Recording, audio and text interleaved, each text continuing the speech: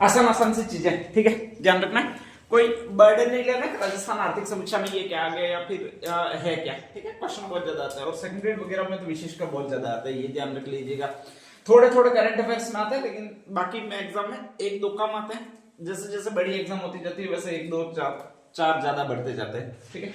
Second chapter है जिसका नाम है अपने कृषि, और कृषि अपन को पढ़ना खेती में है क्या क्या, ठीक है, किसानी है सारे, तो पढ़ लेते हैं भाई है क्या क्या एक्चुअल में, ध्यान रख लीजिएगा। कृषि कितने अक्षरों का है? 2 अक्षरों का है, ठीक है, ध्यान रख लीजिएगा। तो कहा जाता है स्थिर मूल्य पर इसका योगदान कितना, तो 2 अक्षरों का ही है, तो इसका योगदान है वो लगभग 2 लाख करोड़ रुपए, ध्यान रख लीजिएगा।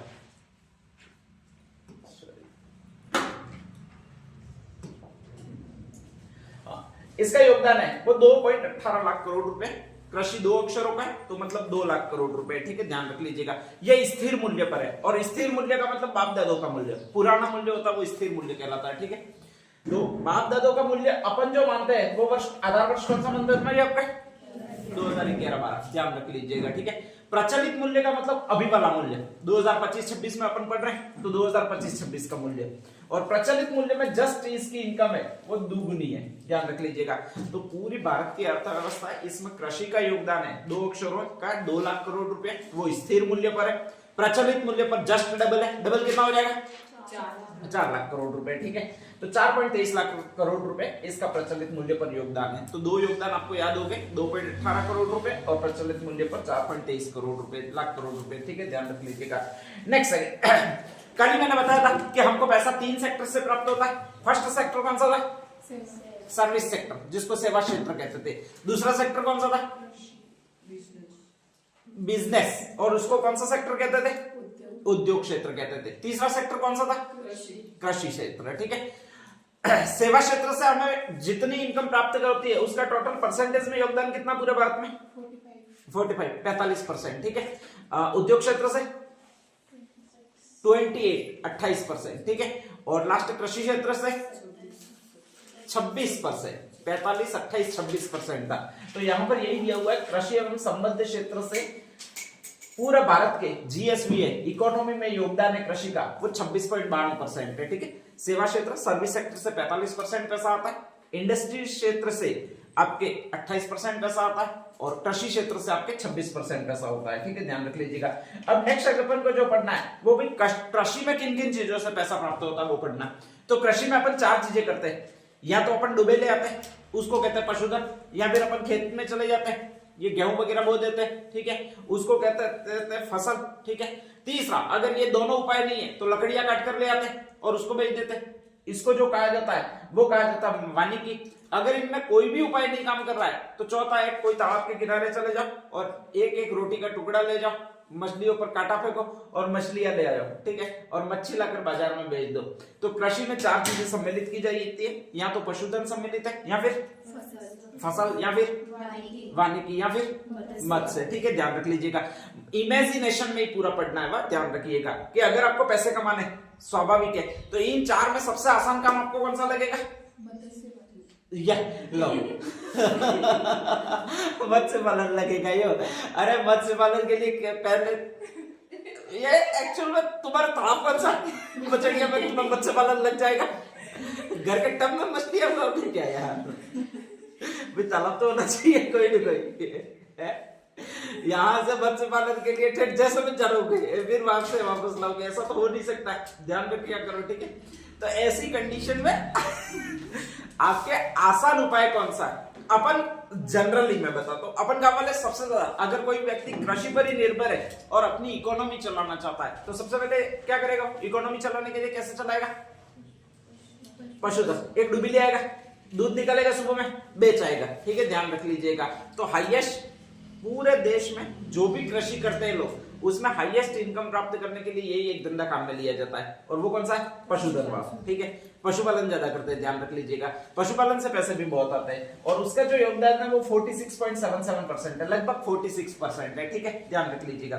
लेकिन दिक्कत है किसी किसी के घर में डूबी होती है उसको रोज डांटने लग जाती है ना, खतरनाक है, वास्तविक सही है, वह ध्यान रख लीजिएगा। या फिर रोज वापसी आ जाते हैं, बहुत बड़ा प्रॉब्लम है उसमें। अब रोज वापसी आ जाते हैं तो ऐसी कंडीशन में वो दिक्कत है कि रोज का दूध से इनकम होगी नहीं। ऐसी कंडीशन में दूसरे ऑप्शन पर जाना पड़ेगा। अब तीन ही ऑप्शन अपने पास रहे, फसल रहा है, वानिकी रहा है या फिर मत्स्य रहा है। दूसरा सबसे आसान उपाय जो अपन सारे काम वाले करते हैं वो कौन सा? फसल उत्पादन कर लेते हैं। ठीक है भाई, एक ही काम है कि एक तो ट्रैक्टर बो आएगा और आपको सिर्फ काटनी है, वो तो मैं 3 दिन की छुट्टी दे दूंगा। प्रॉब्लम है नहीं, कुछ ध्यान रख लीजिएगा। ठीक है, तो ये सेकंड है वो आपके फसल है और वो 46% है। थर्ड, अगर फसल भी काम नहीं कर रही है, खेत ही नहीं है आपके पास में, ध्यान रख लीजिएगा, या फिर पानी नहीं है, या फिर हमारे जैसे लड़ा कर बैठ गए तो फसल हो ही नहीं रही है। तो तीसरा ऑप्शन और है, और तीसरा ऑप्शन है वो ये ऑप्शन है, नाम कौन सा भी आपके? वानिकी। कि वन में जाओ, ठीक है, जो भी आपके ये हागड़े के पेड़ है, नीम के पेड़ है, वो काट काट के बेचा करो। ध्यान रख लीजिएगा, आप आजकल बोड़िए के पेड़ बहुत है, बबूल के, तो काट के बेचा करो, उससे इनकम प्राप्त होगी। अगर वानिकी भी आपके काम नहीं कर रही है तो सेकंड एक लास्ट ऑप्शन और है कि जयसमंद तालाब पे चले जाओ, आपने जयसमंद ही है, बाकी कोई है नहीं, गपसागर में भी मछलियां है नहीं। ठीक है, ध्यान रख लीजिएगा, एक रोटी के दाने ले जाओ या टुकड़े ले जाओ, स्पेशली कांटे में फंसा के फेंको, और वहां से मत्स्य। तो मत्स्य का योगदान तो लगभग बहुत कम लोग मत्स्य पालन करते हैं, क्योंकि पूरे अपने एरिया में एक ही है। इसी तरह 2-4 ही ऐसे स्पॉट है राजस्थान में जहां पर मत्स्य से योगदान होता है। ठीक है, ध्यान रख लीजिएगा, मात्र 1% से भी कम योगदान है इनकम में। कितना? 0.51%। वानिकी में वन है, और ये वन है, वहां से लगभग 7% उत्पादन होता है। ध्यान रख लीजिएगा, 6.56% है, उसको 7% के अप्रोक्सीमेट याद करना है। ठीक है, ध्यान रख लीजिएगा। हाईएस्ट पशुधन में 46.77%, लगभग 48% के समथिंग, और सेकंड नंबर पर है वो फसल है। तो हाईएस्ट पशुधन है, सेकंड योगदान दे रहा है वो फसल दे रहा है। जैसे अपन काम कर रहे हैं वैसे वैसे ही है। थर्ड नंबर पर अपन वानिकी, मतलब लकड़ी लाकर बेचना आसान है। ठीक है, और चौथा लास्ट ऑप्शन है वो कौन सा भी आपके? मत्स्य। तो मत्स्य फर्स्ट नहीं ले लेना कि सबसे आसान काम यही है, मछली पकड़ो बैठे बैठे, नहीं है। ठीक है, क्योंकि तालाब नहीं मिलेंगे आपको, ध्यान रख लीजिएगा। नेक्स्ट अगली जो चीज है वो भू उपयोग। राजस्थान में भूमि है, टोटल भूमि, उसका उपयोग किस किस में होता है। ठीक है, ध्यान रख लीजिएगा। अपन कृषि पढ़ रहे, घर बनाने में उपयोग होता है ऐसा आएगा नहीं, बल्कि कृषि में किन किन चीजों में उपयोग होता है वैसे आएगा। ठीक है, और कृषि में हाईएस्ट अपन फसल बुआई में फसल काम में लेते हैं। ध्यान रख लीजिएगा भाई, कोई भी भूमि पड़ी हुई है उसको पड़क तो पड़ी नहीं रहने देते, किसी तरह से खेत निकाल देते हैं, इसके बाद में उसमें फसल बो देते हैं। ठीक है, ध्यान रख लीजिएगा।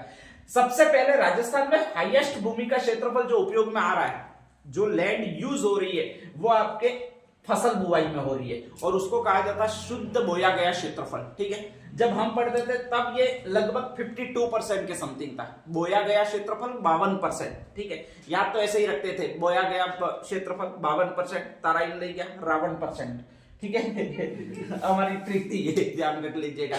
अब काम में नहीं लेती है, 52 से 1% ज्यादा हो गया। ठीक है, क्योंकि खेत अलग अलग जगह पर डुंगरियों वगैरह पर भी हमने निकाल दिया। लगभग अपन ने टोटल जितनी लैंड है राजस्थान में, उसमें से हाईएस्ट हमने यूज किया वो बुवाई में यूज किया, फसल वहां पे हमारे, और लगभग कितना % है भाई आपके? 53% आएगा वह, ये ध्यान रख लीजिएगा। शुद्ध बोए गए क्षेत्रफल का प्रतिशत कितना है राजस्थान में? तो 53% अपने 52 बोया गया में 52 से एक ज्यादा, मतलब 53% है। ठीक है, ध्यान रख लीजिएगा। सेकंड नंबर पर जो आती है वो कौन सी भूमि आपके? बंजर भूमि है। और बस है, एक बात याद रखनी है, बस, और बस से मिलता जुलता जो शब्द होगा वो 10 होगा। तो यहाँ पर सेकंड नंबर पर भूमि है वो इतने %, कितना % आपके? 10%। ठीक है, पॉइंट में नहीं याद रखोगे चलेगा, लेकिन आगे वाला डिजिट फैक्ट पे याद रखना ही है। ठीक है, ध्यान रख लीजिएगा।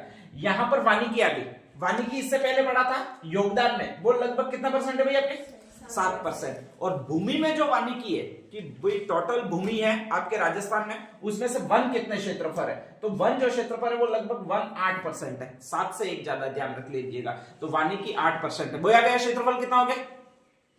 53।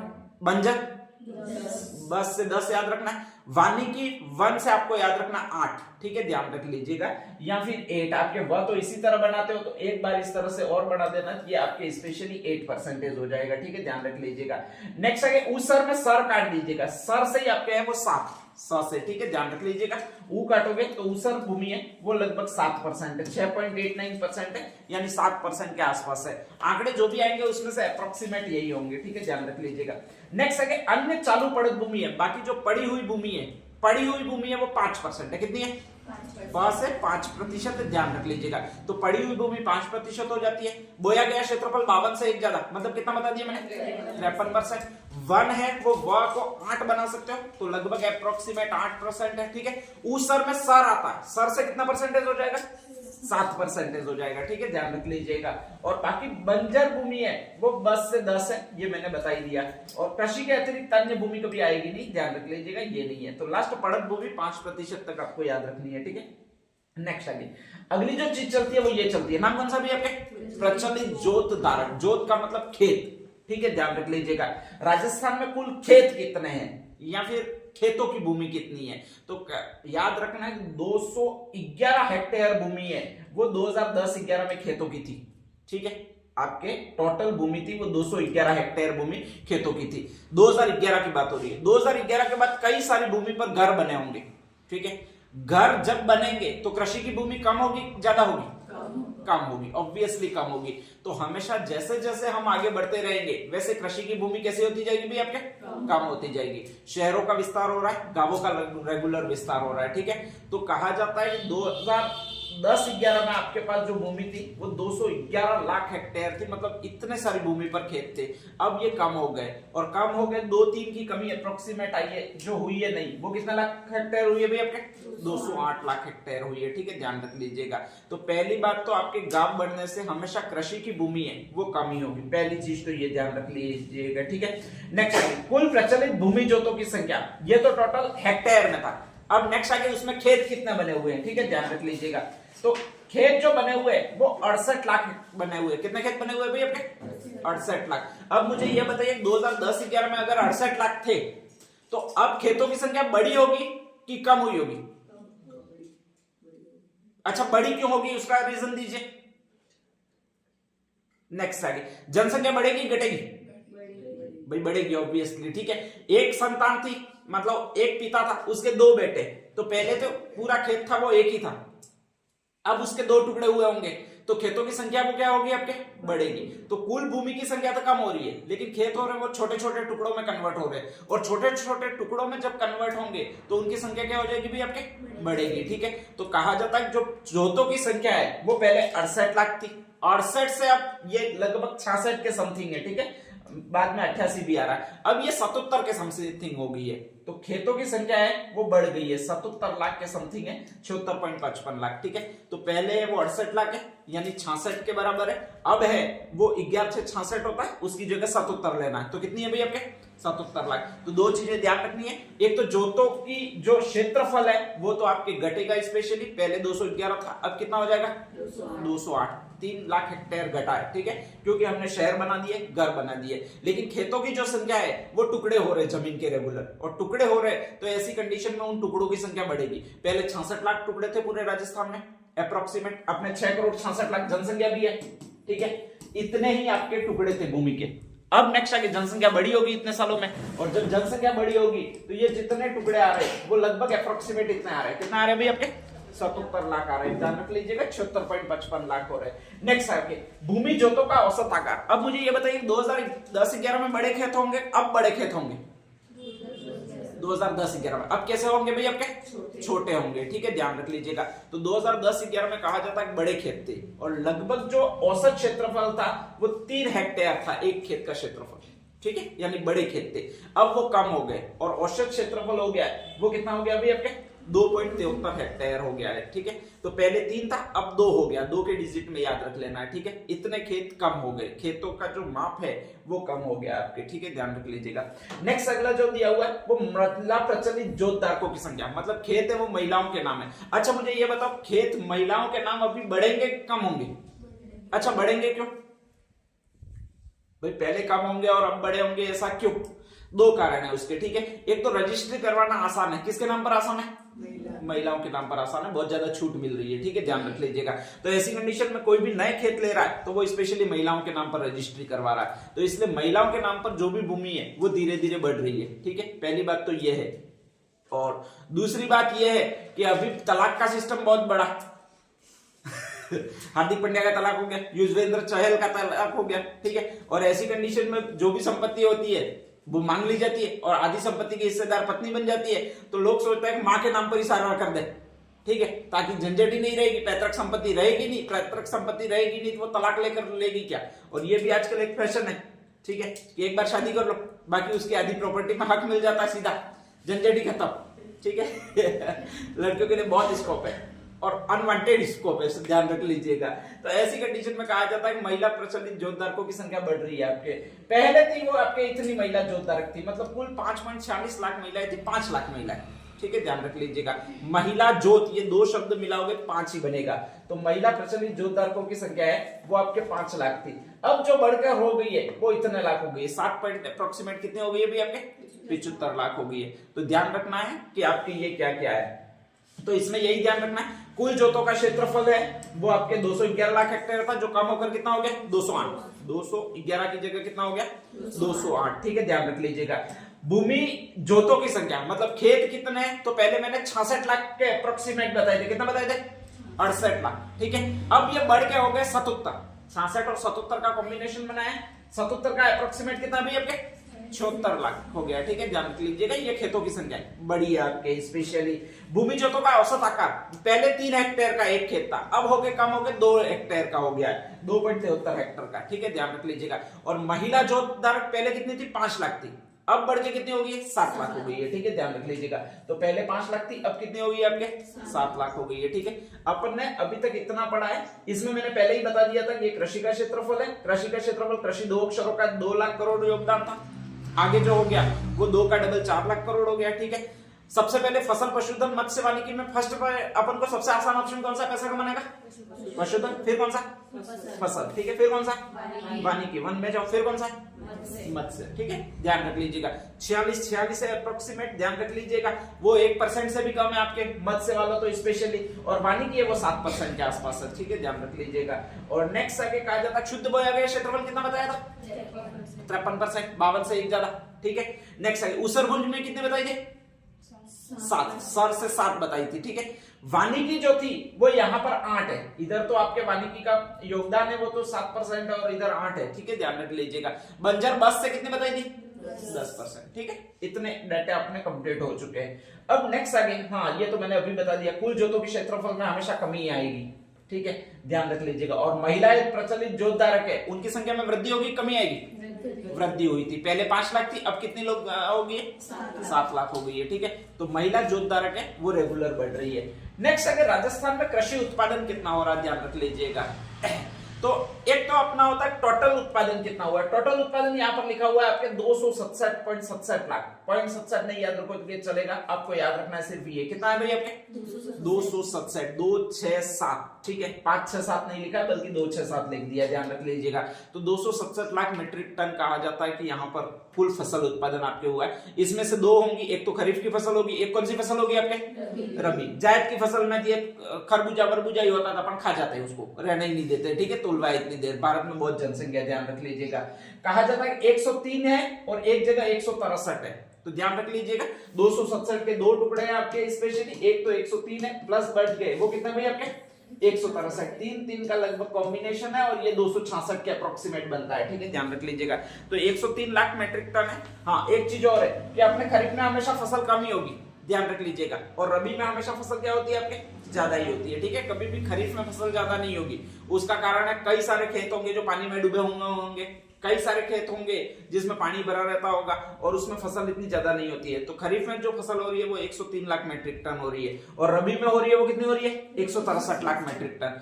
103 और 163 को जोड़ोगे दोनों कितना आ जाएंगे आपके 266 अप्रोक्सीमेट, ठीक है। तो 267 लाख मीट्रिक टन आपके फसल उत्पादित हो रही है। अब जो भी फसल उत्पादित हो रहे हैं उसमें हम 2-3 चीजें और करते हैं, ध्यान रख लीजिएगा। अनाज तो 206 है इसी, हाँ ये एक अनाज याद रखना है कि भाई अनाज रबी और खरीफ दोनों को मिलाकर कितना पैदा हो रहा है, ठीक है, ध्यान रख लीजिएगा। तो लगभग खरीफ और रबी दोनों को मिलाकर आपके जो अनाज हो रहा है वो 103 प्लस 103 इसका जस्ट डबल करते हो, 103 तो ये वाला हो रहा है, 103 इसमें से हो रहा है, तो टोटल हो रहा है वो 206.42 मीट्रिक टन अनाज कंप्लीटली हो रहा है, ध्यान रख लीजिएगा। 2 और चीजें याद रखनी है, एक तो तिलहन याद रखना, एक क्या याद रखना है भाई आपके गन्ना, एक और है कपास है, ध्यान रख लीजिएगा। पहले तौल गन्ना और कपास ज्यादा कमाते थे कम कमाते थे, अभी से ज्यादा कमाते थे, ध्यान रख लीजिएगा। अब कम कमाते हैं, तो कम कमाते थे इनमें हमेशा क्या होगी भाई आपके कमी ही होगी, पहले जितना उत्पादन होता था उससे कमी होगी, ठीक है, ध्यान रख लीजिएगा।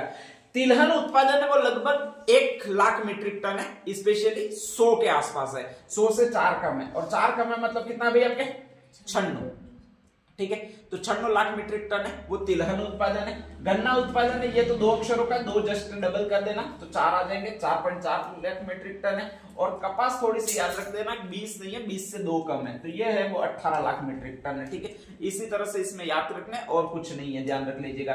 तो तिलहन तो 100 में से 4 कम है, गन्ना है वो 4 मीट्रिक टन है, 2 का जस्ट डबल है, और कपास है वो 20 से थोड़ी सी कम है, मतलब 18 लाख मीट्रिक टन है। ये आपके ये हो जाता है। अब नेक्स्ट आ जाता है कि इसमें पहला स्थान कौन कौन सी फसलों में, दूसरा स्थान कौन कौन सी फसलों में, और तीसरा स्थान कौन कौन सी फसलों में। तो देखो दूसरा में तो एक डू आता है शब्द, और इसमें ऊ की मात्रा सेम टू सेम मात्रा आएगी, वो मूंगफली में भी ऊ की मात्रा आएगी। तो मूंगफली के उत्पादन में राजस्थान का स्थान होगा वो दूसरा स्थान होगा। एक आपके कंप्लीटली मैंने सेट बैठा दिया, ठीक है। अब बात रहती है पहले और दूसरे स्थान पर, पहले और तीसरे स्थान पर राजस्थान में कौन कौन सी फसलें उत्पादित होती है उसकी है। तो कहा जाता है कि अपना जो अनाज होता है वो लगभग भीग जाता है, और वो भीग जाता है बरसात में भीग जाता है, ठीक है, ध्यान रख लीजिएगा।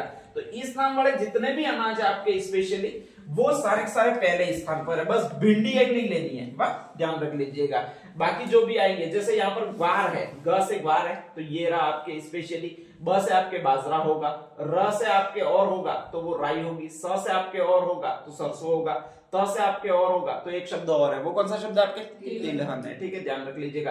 तो भीग जाती है बरसात में फसल, उसमें सब में पहला स्थान है राजस्थान का। कौन सा स्थान है? दूसरा किसमें है?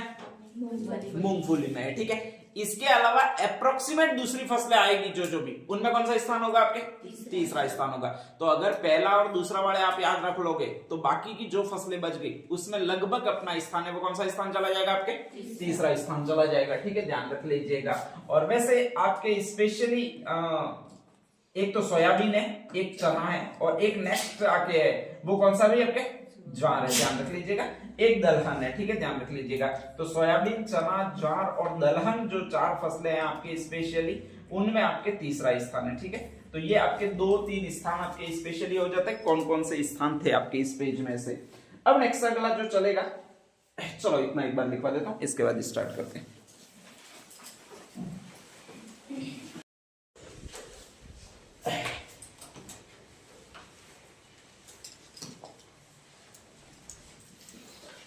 हाँ भाई, नेक्स्ट आगे अगली चीजें है क्या क्या वो देख लीजिएगा आपके स्पेशली।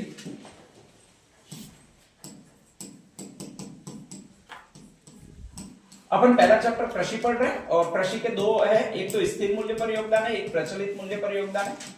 पूरे राजस्थान की अर्थव्यवस्था में इनका योगदान कितना है वो अपन ने पढ़ा। एक तो आपके स्पेशली स्थिर मूल्य पर योगदान है वो लगभग कितना है आपके? 26.54%, ठीक है, ध्यान रख लीजिएगा। और प्रचलित मूल्य पर योगदान है वो इतना है आपके, कितना है भाई आपके? 26.92%, ठीक है। राशि में देखे तो ये कितना लाख करोड़ रुपए हो जाती है आपके? 2 लाख करोड़ रुपए। अगर ये देखे तो लगभग कितना लाख करोड़ रुपए हो जाती है भाई आपके? 4 लाख करोड़ रुपए। 4 चीजें हैं इसमें, एक तो फसल है, एक पशुपालन आपको करना है, एक और चीज कौन सी करनी है? वानिकी है या फिर मत्स्य है, ठीक है। इसमें हाईएस्ट परसेंटेज किसका? पशुपालन का, सेकंड नंबर पर फसल का, थर्ड नंबर पर वानिकी का, चौथा नंबर पर मत्स्य का, ठीक है। पशुपालन लगभग अप्रोक्सीमेट 46.77% है, ठीक है। फसल 46.17% के आसपास है। नेक्स्ट आगे वानिकी 7 है, और लास्ट आगे मत्स्य 1% से भी कम है, 0.51 है, 50% है, ठीक है, ध्यान रख लीजिएगा। 50% के लगभग है। अब नेक्स्ट आगे यहाँ पर भूमि का उपयोग पूछ लिया जाता है, ध्यान रख लीजिएगा। तो हम लगभग आधी भूमि तो अब बो देते हैं, ठीक है। शुद्ध बोया गया क्षेत्रफल लगभग परसेंटेज है वो कितना भी आपके? 53% भूमि उपयोग में जो कृषि में प्राप्त भूमि हो रही है उसी का देखना है, ठीक है, ध्यान रख लीजिएगा। तो ये तो लगभग आपके 53% है। बंजर है वो 10 से 10 लगाता था, तो कितना परसेंटेज आपकी? 10। वानिकी है वो यहाँ पर आपके स्पेशली अप्रोक्सीमेट 8% है, ध्यान रख लीजिएगा। ऊसर है वो 6.8 नहीं 7% है, और पड़त है वो 5% है, ठीक है, ये याद हो गया होगा आपके। नेक्स्ट अगली जो चीज आती है वो ये आती है कि इसमें स्पेशली जोतों की संख्या कितनी है यूं, या फिर नेक्स्ट आगे कहा जाता है कि आपके टोटल जो जोत है उनकी संख्या कितनी कितनी चल रही है वो पूछ लेता है, या फिर महिला जोतधारक कितनी है वगैरह पूछ लेता है, ठीक है, ध्यान रख लीजिएगा। तो अपने टोटल जो कृषि भूमि है वो कहा जाता है 211 लाख हेक्टेयर थी, जो कि वर्तमान में अपने रह गई है वो इतने रह गई है, कितने रह गई है भाई आपके? 208 लाख हेक्टेयर रह गई है। लगभग महिला जोतधारक थी वो पहले 68 लाख के आसपास थी, अब जो बढ़कर हो गई है वो स्पेशली 77 लाख के आसपास हो गई है। ठीक है, ध्यान रख लीजिएगा। ये दो चीजें आपको दूसरी ध्यान रखनी है। अगला पूछता है कि राजस्थान में टोटल अभी खाद्यान्न वगैरह वो उत्पादन कितना हो रहा है, तो कहा जा रहा है कि खाद्यान्न उत्पादन कितना हो रहा है 267 लाख मेट्रिक टन, 266। इसमें से खरीफ में उत्पादन हो रहा है वो कितने लाख मेट्रिक टन हो रहा है 103। रबी में उत्पादन हो रहा है वो आपके कितना उत्पादन हो रहा है अभी आपके 163, और 103 का जस्ट डबल करोगे तो ये कितना आ जाएगा 206। ये टोटल अनाज उत्पादन हो रहा है। ठीक है, 103 तो ये 103 इधर वाला ध्यान रख लीजिएगा। बाकी बच गई लगभग 47 लाख मेट्रिक टन, ये आपकी दालें उत्पन्न हो रही है। ठीक है, ध्यान रख लीजिएगा। नेक्स्ट आगे अगला जो पूछा जाता है वो इसमें राजस्थान में कौन कौन सी फसलों में फर्स्ट स्थान है, सेकंड स्थान है और थर्ड स्थान है, ये पूछा जाता है। फर्स्ट कौन कौन सी फसलें, बिना बरसात वाली। ठीक है, ध्यान रख लीजिएगा। तो बिना बरसात वाली तो आपके फर्स्ट नंबर पर है, इसमें बी से कुछ नहीं है बल्कि 4-5 फसलें वो आगे वाले अक्षरों से। ठीक है, ये कौन सी थी तिलहन, ये कौन सी थी सरसों, ये कौन सी थी राई, ये कौन सी थी बाजरा, और ये कौन सी थी दूसरे स्थान पर दू से मुंह आएगा। ठीक है, ध्यान रख लीजिएगा। और तीसरे स्थान पर है वो सोच 10 ज्वार के दाने लाया। ठीक है, ध्यान रख लीजिएगा। तो एक तो ज्वार है, एक दलहन है, एक कौन सी भी आपके चना है, और एक लास्ट सोयाबीन है। ठीक है, तो ये इतने आपके कंप्लीटली हो जाते हैं। फर्स्ट में तो आपका राजस्थान फर्स्ट ही है, यहाँ पर सेकंड नंबर है तो कोई कोई और स्टेट होगा वो फर्स्ट नंबर पर होगा, और फर्स्ट नंबर पर जो स्टेट है वो गुजरात है। ठीक है, यहाँ पर मैक्सिमम में महाराष्ट्र ही है। ठीक है, ध्यान रख लीजिएगा। सिर्फ दालों के उत्पादन में आपके मध्य प्रदेश है, बाकी मैक्सिमम में फर्स्ट नंबर पर महाराष्ट्र ही है। तो कभी भारत की कृषि पढ़ो उसमें भी स्पेशली ये काम आते हैं डेटा, तो ऐसे ही उनको याद रखना है। ठीक है, ध्यान रख लीजिएगा। अब नेक्स्ट आगे इनकी योजनाएं कौन कौन सी है ये अपन पढ़ लेते हैं। सबसे पहले शानदार योजना वो यही है, नाम कौन सा भी आपके गोवर्धन जैविक उर्वरक योजना, करंट अफेयर्स में भी अपना आई थी। ठीक है, ध्यान रख लीजिएगा। करना क्या इसमें अकूड़ा बनाना। क्या बनाना, अकूड़ा बनाना। अकूड़े की लंबाई चौड़ाई कितनी बताई थी, अरे लंबाई चौड़ाई कितनी बताई थी, कितने फीट का बनाना 20 × 3 फीट का। कितना बनाना 20 × 3 फीट का, 2 फीट के अप्रोक्सीमेट गहरा होना चाहिए। ठीक है, ध्यान रख लीजिएगा। 2 या 2.5 फीट के अप्रोक्सीमेट गहराई होनी चाहिए। 20 × 3 का एक अकूड़ा बनाना है स्पेशली, उसमें पूरा खाद भरना है और फिर केचुए लाकर डालना है। ठीक है, ध्यान रख लीजिएगा। उससे ये जैविक उर्वरक बनेगा। जैविक उर्वरक का मतलब केमिकल, रासायनिक नहीं होगा। ठीक है, और इसी को कहा जाएगा वर्मी कंपोस्ट। ध्यान रख लीजिएगा। लगभग कहा गया है कि ये प्रत्येक ब्लॉक में कितने किसानों को दिया जाना भी आपके 50 किसानों को दिया जाना। इसके लिए एक अकूड़े की राशि है वो 10,000 है। अगर कोई ये करता है कि मैं 5 अकूड़े बनाऊंगा तो अधिकतम राशि उसको कितनी मिलती है 50,000। दोनों ऑप्शन है। ठीक है, ध्यान रख लीजिएगा। लेकिन 5 अकूड़े बनाने के लिए उसको लगभग 20 × 3 के 5 अकूड़े बनाने। ठीक है, और अगर एक बनाए तो 20 × 3 का एक अकूड़ा बनाना है। ध्यान रख लीजिएगा। उसके सीधा इस पोर्टल पर फोटो अपलोड हो रहा है, ग्राम सेवक अपलोड करेगा और उसके खाते में जो राशि आ जाएगी वो 10,000 रुपए राशि आ जाएगी। ध्यान रख लीजिएगा। ठीक है, और अधिकतम इसकी राशि है वो कितने हजार रुपए आपके 50,000 रुपए। ठीक है, तो ये आपकी पहली योजना जिसका नाम कौन सा भी आपके गोवर्धन जैविक उर्वरक योजना। ध्यान रख लीजिएगा। ठीक है, पहली योजना है ये, मैंने इस साल ही नहीं जोड़ी है तो इसलिए आ सकती है। ठीक है, ध्यान रख लीजिएगा। सेकंड एक योजना इस बार और नहीं जोड़ी है, नाम कौन सा है नमो ड्रोन दीदी योजना। सारे पुरुष तो अपने अहमदाबाद या क्वेट चलाने कमाने के लिए चले गए, तो ऐसी कंडीशन में अब खेती संभालनी पड़ेगी। वो किसको संभालनी पड़ेगी, महिलाओं को संभालनी पड़ेगी। ध्यान रख लीजिएगा भाई, हम पुरुष अवेलेबल ही नहीं है। ठीक है, और इसलिए आपके मोदी जी भी इस चीज को अच्छी तरह से समझ रहे हैं। वो कह रहे हैं कि सारी दीदियों को मैं एक चलाना सिखाऊंगा। क्या चलाना सिखाऊंगा, ड्रोन चलाना सिखाऊंगा। देखो मोदी जी स्कीम कितनी बढ़िया निकाल रहे, तुम लड़कियों के लिए है, हमारे लिए गुदे निकाले थे। अरे सही है।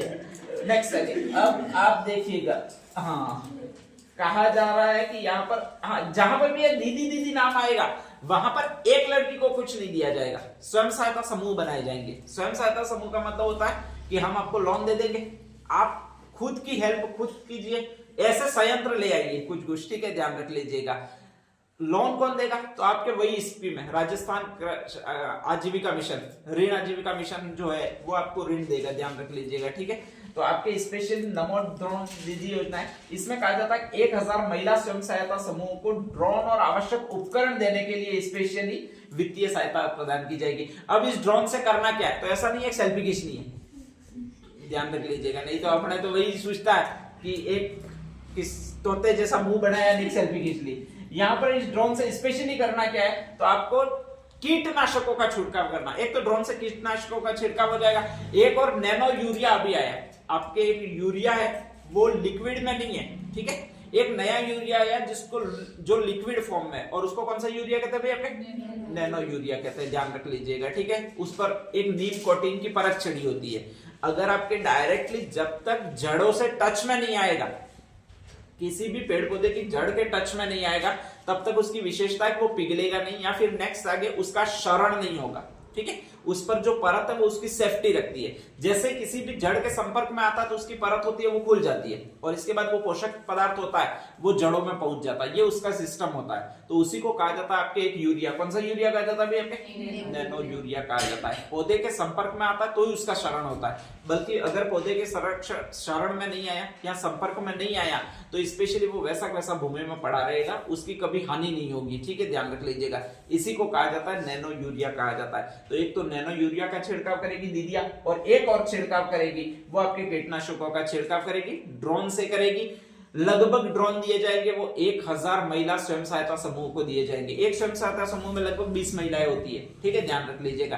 तो ऐसी 20-20 महिलाओं के ग्रुप में एक एक ड्रोन दिया जाएगा। ये ड्रोन पूर्णतः लगभग या तो निःशुल्क रहेगा या फिर नेक्स्ट आगे ऋण देकर बैंक ऋण प्रदान करेगी और वहां से लिया जाएगा, ठीक है। लगभग ध्यान रखिएगा कि ये निःशुल्क ही है 99% तो, या फिर बैंक ऋण प्रदान करेगी। और इसी योजना को कहा जाता है वो आपके ये ड्रोन योजना कहा जाता है। कौन सा ड्रोन योजना भी आपके?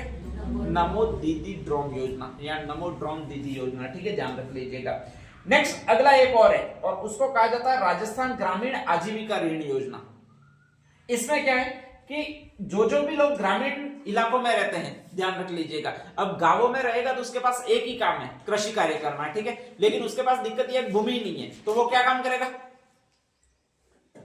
गांवों में रह रहा है, हर कोई गांव में रहने वाला आपके एक ही काम करता है, खेती करता है। उठा सुबह में नहीं कि खेती करना शुरू करता है, लेकिन किसी किसी के पास भूमि नहीं है। तो ऐसी कंडीशन में सरकार कह रही है कि वो काम क्या करेगा, ठीक है, तो उसको बिजनेस या कुछ और कार्य करने के लिए प्रोत्साहित करने के लिए ऐसे लोग जिनके पास भूमि नहीं है, कृषि कार्य नहीं कर रहे हैं, ठीक है, उनके लिए एक ऋण योजना शुरू की है जिनको कहा जाता है राजस्थान ग्रामीण आजीविका ऋण योजना, ध्यान रख लीजिएगा। और इसके अंतर्गत ये जो ग्रामीण कारीगर होते हैं, गैर कृषि गतिविधियों से जीविका चलाने वाले लोग हैं, उनके लिए ये योजना है, ठीक है। इसमें लगभग 2 लाख तक का ऋण दिया जाता है। यहाँ पर लिखा नहीं लिखा है, चलो छोड़ो, लगभग यहाँ पर ऋण दिया जाता है। वो कितने लाख तक का दिया जाता है? 2 लाख तक का ऋण दिया जाता है, ठीक है, 50,000 से 2 लाख तक का इसमें ऋण दिया जाता है इस योजना में, राजस्थान ग्रामीण आजीविका ऋण योजना में, ठीक है। इंटरेस्ट ऑफ रेट लगभग 1% के समथिंग है। 1% का मतलब बहुत कम है, ध्यान रख लीजिएगा। अगर आप हाउस घर के लिए वगैरह ऋण लेते हो तो लगभग उसकी इंटरेस्ट रेट होती है वो 10% के आसपास होती है। इसमें इंटरेस्ट रेट है वो 1% है, ठीक है, ध्यान रख लीजिएगा। और ग्रामीण आजीविका मिशन परिषद के थ्रू दिया जाएगा। ग्रामीण आजीविका मिशन परिषद में एक बहुत अच्छी बात है कि अगर आप ऋण ले लेते हो, ठीक है, और अगर बाई चांस नहीं भरते हो तो दूसरा ऋण नहीं मिलेगा, ये होगा, उसमें कुर्की वगैरह सिस्टम नहीं है, ठीक है। तो पहले तो लीजिए थोड़ा सा, फिर उसको भर दीजिए, फिर लीजिए थोड़ा सा, फिर उसको भर दीजिए। जैसे जैसे आप भरोगे वैसे ऋण ज्यादा मिलने लगेगा आपको, ध्यान रख लीजिएगा, ठीक है। तो पहले जैसे 50,000 आप ऋण लोगे और फिर उसको टाइम से भर दोगे तो अगली बार आपका लोन स्वीकृत होगा वो लगभग 1 लाख के समथिंग स्वीकृत होगा। फिर अगर वो लोगे और फिर भर दोगे तो अगली बार वापस लोन स्वीकृत होगा, वो 2 लाख के समथिंग होगा, ठीक है। अगर वो फिर भर दोगे तो फिर अगला लोन स्वीकृत होगा वो 3.5 लाख के समथिंग होगा, ठीक है। फिर क्या करना आपको पता ना, फिर तो हमको पता होता अपन भी तेर में बहुत ज्यादा देख सके। तो ये आजीविका ऋण योजना सारों में यही सिस्टम है, ध्यान रख लीजिएगा, ठीक है। और ये अपन पूर्णतः पालन करते हैं। अभी महिला स्वयं सहायता समूह सारी यही कर रही है। आपके एस्टीमेट में जितने भी ये है उसमें तो सारों में यही चल रहा है कि ऋण लो ऋण लो ऋण लो, फिर मत भरो, ठीक है, मत देना मत दो, बढ़ में जाओ तुम्हारे, ठीक है। तो आगे जो चल रहा है वो लोग लड़ाने लग जाता है, यही हो रहा है। तो ये आजीविका ऋण योजना उसमें ये ध्यान रख लीजिएगा। इसमें 2 लाख का आपको ऋण मिल रहा है आपको, और स्पेशली 2 लाख का ऋण मिलने के बाद में वो भी जो कारीगर है उन्हीं को मिलेगा, बाकी को नहीं मिलेगा। अगली एक और ऋण योजना, हाँ, एक और निधि है, इसको ये नाम दिया जाता है कृषि अवसंरचना निधि। अब ये निधि क्या है? तो ये 15 मई 2020 को शुरू किया गया, ये डेट आ सकती है, वो ध्यान रख लीजिएगा। 2020 में किसकी सरकार थी? 2020 में किसकी सरकार थी? गहलोत जी की, ठीक है। तो गहलोत जी ने ये ऋण योजना शुरू की है, ध्यान रख लीजिएगा। और स्पेशली मतलब उनके काल में शुरू हुई है तो स्पेशली ये सेंटर की योजना है। और कहा जाता है कि इसमें फॉर्म गेट अवसंरचना तैयार करने के लिए लगभग 1,00,000 करोड़ के ऋणों की स्वीकृति की जाएगी, ठीक है, ध्यान रख लीजिएगा। तो कहा जा रहा है हाँ अवसंरचना बनानी है। अवसंरचना का मतलब डेवलपमेंट करना है। डेवलपमेंट का मतलब ये होता है कोई भी चीज स्ट्रक्चर बनाते हो तो वो अवसंरचना कहलाती है, ठीक है, ध्यान रख लीजिएगा। तो खेतों की तारबंदी करनी है, खेतों में गेट तैयार करवाने हैं, ठीक है, ध्यान रख लीजिए। खेत का परकोटा तैयार करना है, ये सारी चीजें तैयार करोगे उसको अवसंरचना कहा जाता है। और ये अवसंरचना तैयार करने के लिए एक और योजना चलाई गई है जिसको ये नाम दिया जाता है। नाम कौन सा? कृषि अवसंरचना निधि नाम दिया जाता है, ठीक है, ध्यान रख लीजिएगा। 2020 को लाई गई है। 2020 यहां पर लिखा है, यहां पर जो लिखा है वो डेट ये है 15 है, ध्यान रख लीजिएगा, ठीक है। तो 15/5/20 ये आपकी डेट है, इस दिन को ये योजना लाई गई है। और इसमें कहा गया टोटल आपके लोन मिलेगा वो 2 करोड़ की सीमा तक के सभी ऋणों पर। ये तो फर्जी चीजें, ध्यान रख लीजिएगा, ठीक है। मतलब 2 करोड़ की सीमा तक, 1-2 रुपया नहीं, 2 करोड़ की सीमा तक आप लोन ले सकते हो। ये इसमें सिस्टम है। अधिकतम लोन मिलता है वो 2 करोड़ रुपए तक मिलता है, क्योंकि बड़े बड़े खेतों वाले मालिक वगैरह बहुत ज्यादा है, ठीक है, ध्यान रख लीजिएगा। इसमें सबसे अच्छी बात है वो इंटरेस्ट रेट है। और इंटरेस्ट रेट कितनी है? 3% की सहायता दी जा रही है, मतलब सब्सिडी दी जा रही है, ठीक है। जो टोटल 7% इंटरेस्ट रेट होता है उसमें से 3% सरकार आपको सब्सिडी देगी। मतलब टोटल 3.5 या 4% के आसपास जो इंटरेस्ट रेट होती है वो आपको भरनी है, ठीक है। और इसी निधि को कहा जाता है वो ये निधि है। नाम कौन सा भैया? कृषि अवसंरचना निधि, ठीक है। इसमें जो ऋण थे वो केवल 2 लाख तक के ही ऋण थे। इसमें हाईएस्ट ऋण है वो यहां तक लिया जा सकता है। कहां तक? 2 करोड़ तक ऋण लिया जा सकता है, ठीक है, ध्यान रख लीजिएगा। हाँ, इसके लिए आपको जमीन दिखानी पड़ेगी। आप ऐसा नहीं कि इतना बटका है और वो लेकर चले जाओ, 2 करोड़ का ऋण चाहिए, ठीक है, तो उसमें गेट कितने तैयार करोगे, प्रॉब्लम है, ध्यान रख लीजिएगा। तो ऐसी कंडीशन में जमीन है वो ज्यादा होनी चाहिए। अगर बहुत ज्यादा जमीन आपके पास है तो इतने तक के ऋण भी उपलब्ध होते हैं, ठीक है। तो ये कृषि अवसंरचना निधि है, 15/5/20 को शुरू की गई है, सेंटर की योजना है स्पेशली। इसमें जो लोन मिलेंगे वो आपको लगभग 2 करोड़ तक के ऋण मिलते हैं। और इसमें सरकार कितना % ब्याज सहायता करती है? 3%, ठीक है, ध्यान रख लीजिएगा। नेक्स्ट आगे अगली एक फसल और है, नाम कौन सा भी आपके? प्रधानमंत्री फसल बीमा योजना। जब मोदी जी आए थे 2014 में, 2 सालों बाद जस्ट ये योजना शुरू की है, 2016 में प्रारंभ की है, ध्यान रख लीजिएगा, ठीक है। हर बार फसलों में अपने कुछ ना कुछ हो ही जाता है। या तो टिड्डे आ जाते हैं कभी पाकिस्तान से, ठीक है, या फिर ओले गिर जाते हैं, या फिर नेक्स्ट पानी ही नहीं गिरता, सूख जाती है वगैरह, कुछ ना कुछ होता ही है, ध्यान रख लीजिएगा। इस बार तो आपकी एक आईडी बन रही है जिनको फार्मर आईडी कहेंगे। कौन सी आईडी कहेंगे? एग्रीस्टेक योजना के अंतर्गत फार्मर आईडी लगभग किसानों की बन भी चुकी है, ठीक है। उस फार्मर आईडी से उस खेत पर जाना और आपको फोटो अपलोड करना है डायरेक्टली। अब ये नहीं है पटवारी वगैरह ब्यौरा देंगे वगैरह, नहीं है, ठीक है। और आपके खाते में जो भी फसल बीमा योजना की राशि है वो पहुंच जाएगी। अगर फसल खराब हुई है तो उसका फोटो अपलोड करना। मान लो अचानक पकते समय बारिश आ गई और सारी फसल में पानी भर गया तो फोटो अपलोड कर दीजिए, आपको मिल जाएगा उसका पैसा। ये शुरू स्कीम हो रही है, ध्यान रख लीजिएगा। तो प्रधानमंत्री फसल बीमा योजना ये 2016 से शुरू की गई है। स्पेशली उद्देश्य क्या होगा? जो भी प्राकृतिक आपदा है उससे किसको बचाया जाए? आपके प्राकृतिक आपदाओं से फसल को बचाया जाए, ठीक है, उसका पुनर्भरण किया जाए, ध्यान रख लीजिएगा।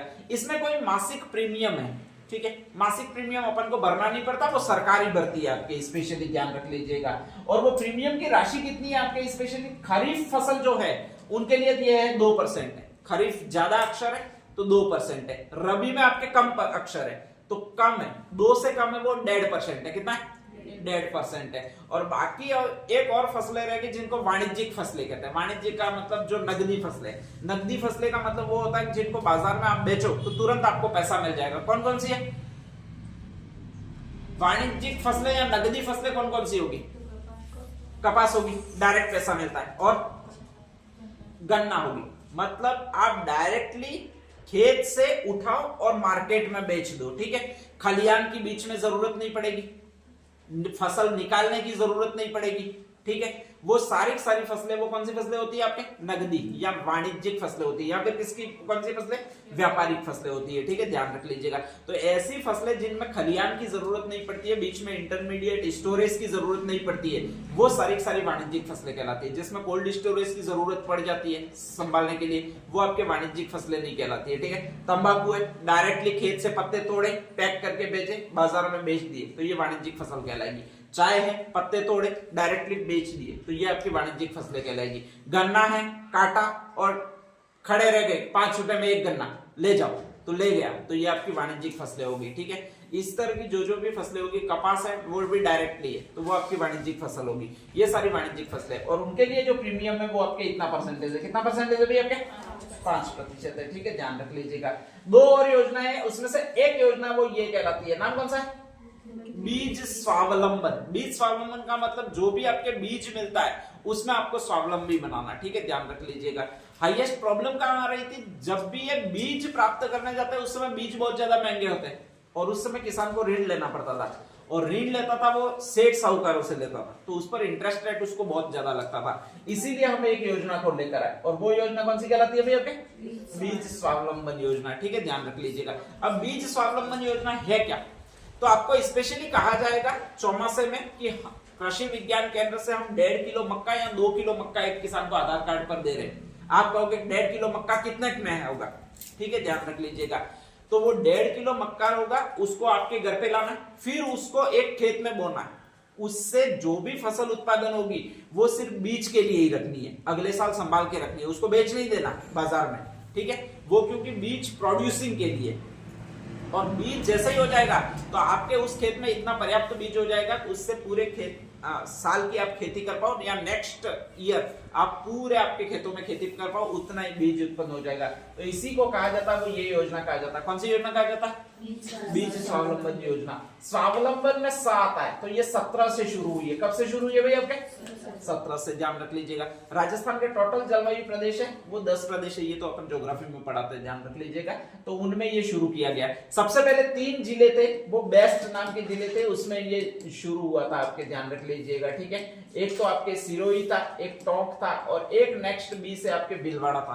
तो भीलवाड़ा, सिरोही और टोंक नामक 3 जिले थे आपके स्पेशली, उनमें ये योजना शुरू की थी, और इसी का नाम है वो बीज स्वावलंबन योजना। अभी ये पूरे राजस्थान में आपके चल रही है। ठीक है, ध्यान रख लीजिएगा। एक नेक्स्ट आगे क्लिनिक है, और वो कौन सा क्लिनिक है भैया आपके, कृषि क्लिनिक है। क्लिनिक में आप क्या करवाने जाते हैं, इलाज करवाने जाते हो। ठीक है, यहां पर भी इलाज करवाना पड़ेगा, या तो आपके फसलों का करवाना पड़ेगा या फिर मिट्टी का करवाना पड़ेगा। मिट्टी कौन कौन से प्रकार की होगी, इलाज करवाओगे, या तो लवणीय होगी, या फिर कैसी होगी भैया आपके, क्षारीय होगी। ठीक है, उसमें फसल नहीं होती है स्पेशली। तो कहा जाता है कि किसानों को मृदा परीक्षण करवाना है, फसलों की जानकारी और कीट रोगों का उपचार प्रदान करने के लिए सभी जिला मुख्यालयों पर एक क्लिनिक की स्थापना की जाएगी, और इस क्लिनिक को कहा जाएगा वो एग्री क्लिनिक कहा जाएगा। एग्री क्लिनिक का मतलब क्या हो जाता है आपके, कृषि क्लिनिक। ठीक है, ध्यान रख लीजिएगा। तो कृषि क्लिनिक है कहां पर, जिला मुख्यालय पर, संभाग मुख्यालय पर या ब्लॉक मुख्यालय पर नहीं है, ध्यान रख लीजिएगा। ठीक है, जिला मुख्यालय पर है, और स्पेशली इसकी स्थापना की जा रही है वो कृषि विभाग द्वारा की जा रही है, और उसका एक ही काम है, एक तो किसका परीक्षण करना है, मिट्टी का परीक्षण, एक किसका, फसलों का। ठीक है, ध्यान रख लीजिएगा। ये 2 काम है वो इसके अंतर्गत आता है। किसके अंतर्गत आता है भाई आपके, कृषि क्लिनिक के अंतर्गत होता है। ठीक है, तो ये नेक्स्ट आगे हेडिंग डाल दीजिएगा, कृषि संबंधित योजना।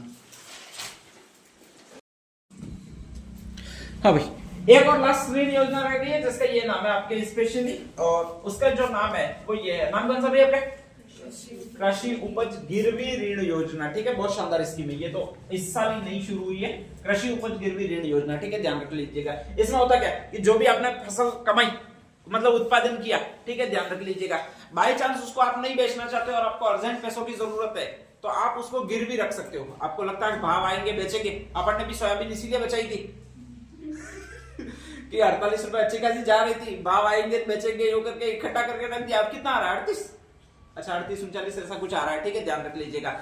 अगर आपको अभी भी नहीं बेचनी है और आपको यही लगता है भाव आएंगे तभी बेचेंगे, लेकिन पैसों की जरूरत है, तो उसको भाई एक काम करिए, इस योजना के तहत गिरवी रख देनी है, और गिरवी रखोगे वो कृषि मंडी में रखोगे। कहां पर रखोगे, कृषि मंडी या कृषि सोसाइटी में। आप यहाँ से सोयाबीन भर के ले जाइएगा, उसको तुलवा दीजिएगा और कह दीजिएगा कि इसमें मुझे गिरवी रखनी है। ठीक है, ध्यान रख लीजिएगा। जितना भी आपका सोयाबीन का भाव आ रहा है ध्यान रख लीजिएगा। अभी के हिसाब से जैसे 38 रुपए के हिसाब से भाव आ रहा है, ध्यान रख लीजिएगा, ठीक है।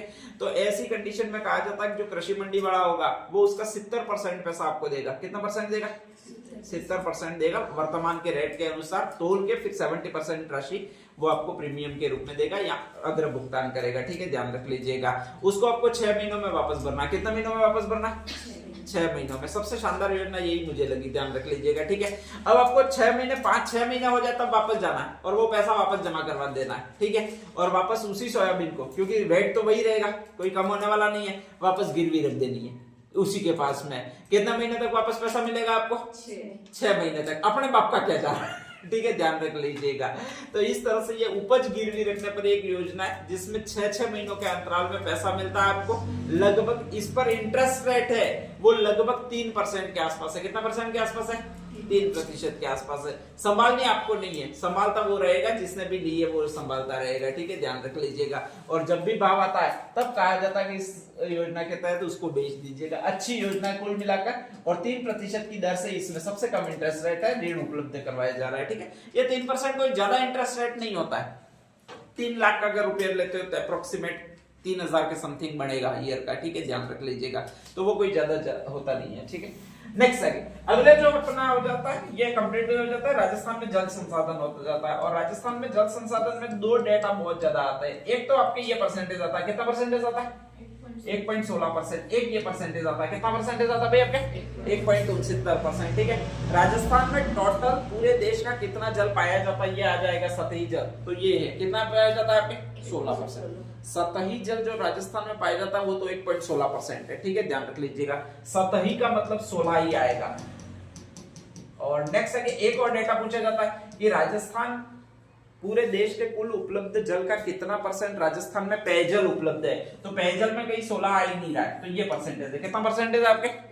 1.69% है, ठीक है, ध्यान रख लीजिएगा। तो यहाँ पर यही लिखा है देश के कुल सतही जल का 1.16% है, देश के कुल उपलब्ध पेयजल का परसेंटेज है वो 1.69% है। जब भी ये 2 प्रश्न पूछता है ये दोनों डेटा देता है, दोनों में लोग कंफ्यूज भी बहुत ज्यादा होते हैं, दोनों में कंफ्यूज होता है, गलत भी बहुत सारों का जाता है, ठीक है, जिसने भी पढ़ा होता है उसका भी गलत जाता है, ध्यान रख लीजिएगा, ठीक है।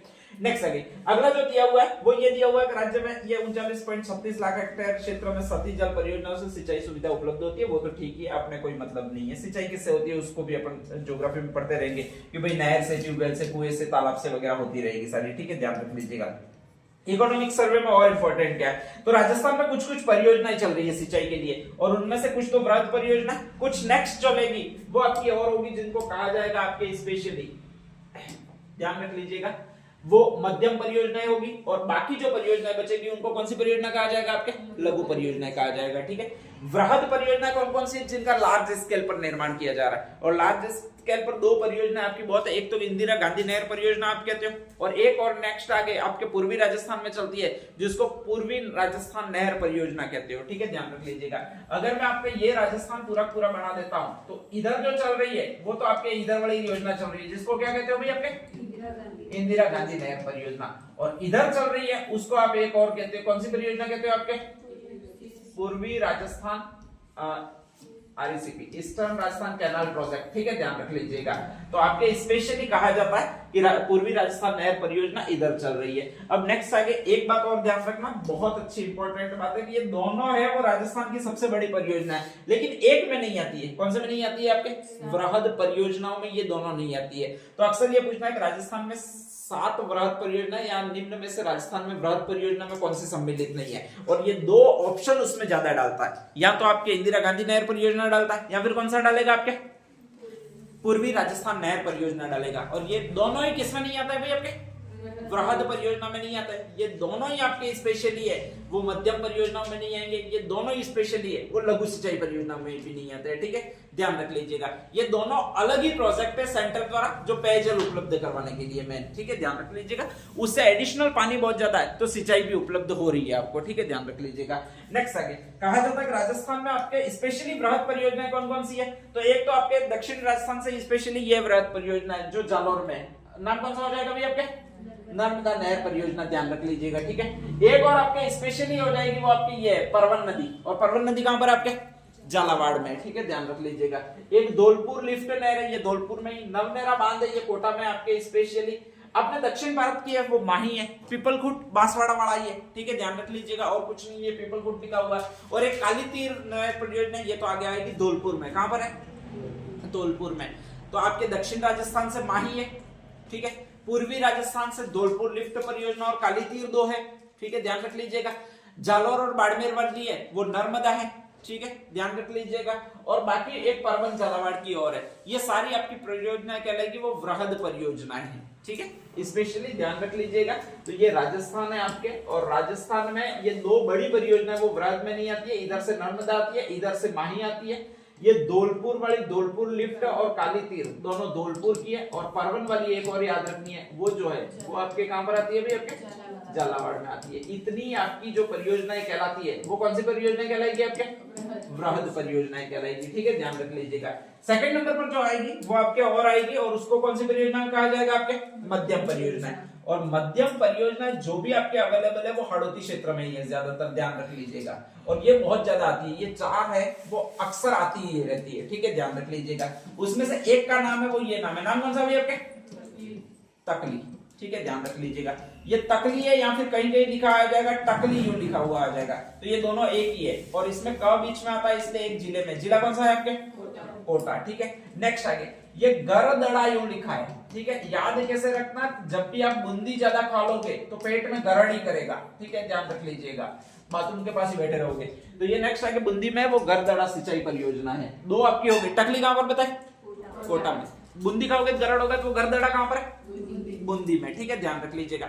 2 स्पेशली हो जाती है, ठीक है, और बाकी सारे नाम आ जाते हैं स्पेशली। एक और ये रह गई, नाम है गागरीन, कौन सा भी आपके, गागरीन, वो लास्ट है, गागरीन नीचे ही पहनते हो, तो आपके स्पेशली लास्ट इधर हाड़ौती वाला जिला उसमें है, और वो जो है वो आपके ये जिला कहलाता है, नाम कौन सा भैया आपके, झालावाड़। और बाकी 3 रह गई, लहासी, अंधेरी और हथियादेव, ये कहीं लिखी भी होगी, लहासी, हथियादेव और अंधेरी, ये आपके तीनों आ जाएगी, वो 12 में हो जाएगी। तो हाड़ौती के 4 जिले, 4 जिलों के नाम कोटा, बूंदी, बारा, झालावाड़ है। कोटा में का बीच में आता है वो है कौन सी बताए, टकली, ठीक है, ध्यान रख लीजिएगा। तकली मिले, टकली मिले, वो कोटा में ही है आपके। गरड़ होगा बूंदी वाली, कौन सी है, गरदड़ा, बूंदी में होगी, ठीक है, ध्यान रख लीजिएगा। गागरीन नीचे पे लोगे तो इन झालावाड़ में आपके स्पेशली सबसे नीचे जिला ये है, तो गागरीन झालावाड़ में, ठीक है। और अंधेरी, लहासी, हथियादेह, ये 3 और जो आ जाती है आपके स्पेशली वो आपके इधर वाले एरिया में, जिसको आपके स्पेशली कहा जाता है, वो कौन सा कहा जाता है भाई, आपके 12 में कहा जाता है, ध्यान रख लीजिएगा, ठीक है। तो ये आपकी सारी परियोजना हाड़ौती वाली है, वो तो मध्यम परियोजना कहलाती है। कौन सी परियोजना, मध्यम। और दूसरी जो बताई थी वो आपके कौन सी परियोजना कहलाती है, वृहद। और वृहद में मैंने अक्सर देखा 2 ही उदाहरण ज्यादा देता है, इंदिरा गांधी नहर दे देगा या फिर पूर्वी राजस्थान नहर परियोजना दे देगा, ये वृहद में नहीं आते, सम्मिलित ही नहीं है, ध्यान रख लीजिएगा, ठीक है। नेक्स्ट अगली चीज और भाई, और कौन कौन सी है वो देख लेते हैं आपके स्पेशली।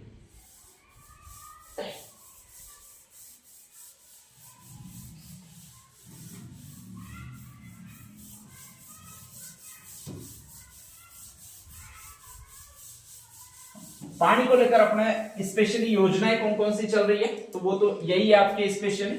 फर्स्ट योजना है वो ईआरसीपी कैनाल प्रोजेक्ट है। ईआरसीपी को मैंने अभी बताया था, ईस्टर्न राजस्थान कैनाल प्रोजेक्ट, ठीक है, ध्यान रख लीजिएगा। उसको बाद में कहा गया वो पीकेसी कैनाल प्रोजेक्ट कहा गया, और पीकेसी से 2 4 5 नदियां मैंने बताई थी। सी से कौन सी बताई थी, चंबल। पी से पार्वती। कैसे 3 बताई थी ना, कुन्नू एक, कुल एक, कालीसिंध, 3 नदियां थी वो ये थी, ठीक है, ध्यान रख लीजिएगा।